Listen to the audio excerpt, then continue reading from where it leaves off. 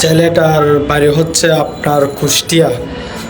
Job করতে যেয়ে আপনার চকবাজার চট্টগ্রাম নিয়েও চকশতা করে রাতের 2টা 3টার দিকে সে আপনার 1 লক্ষ টাকা চুরি করে পালিয়ে গেছে।